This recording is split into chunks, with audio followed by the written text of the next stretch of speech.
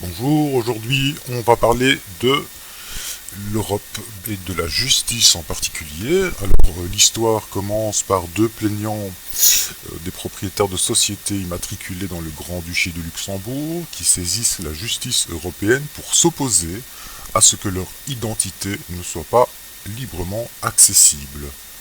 Donc le 22 novembre 2022, les 15 juges de la Cour de justice de l'Union européenne ont déclaré illégal l'accès du grand public au registre répertoriant les bénéficiaires effectifs ou propriétaires réels des sociétés.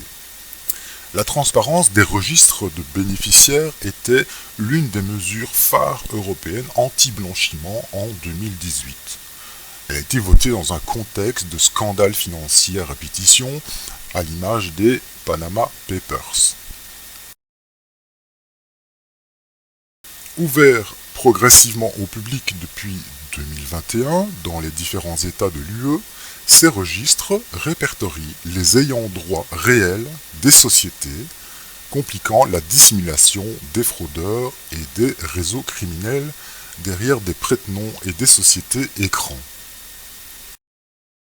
Delia Ferreira Rubio, présidente de Transparency International, a déclaré « La Cour a détruit en un jour le résultat d'années de travail, notamment de la part de la société civile qui a été à l'origine de cette bataille pour la transparence. » Et elle déclare aussi « C'est le plus beau cadeau que la Cour pouvait faire au crime organisé. »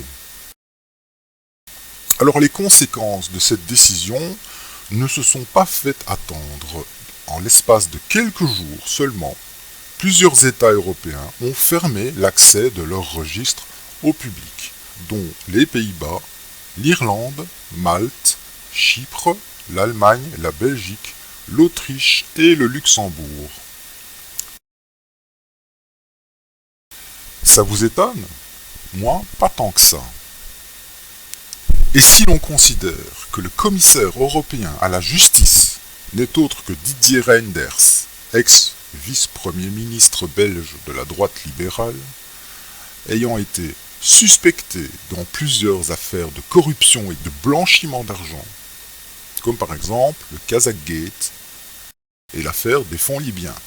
C'est déjà quelques casseroles derrière lui.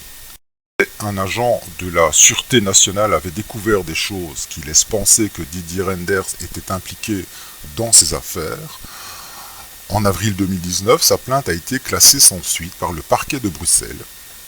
Suite à ça, l'ex-agent lanceur d'alerte a dû porter à nouveau plainte pour menace de mort et il subissait également de fortes pressions au sein de la Sûreté pour qu'il arrête son enquête.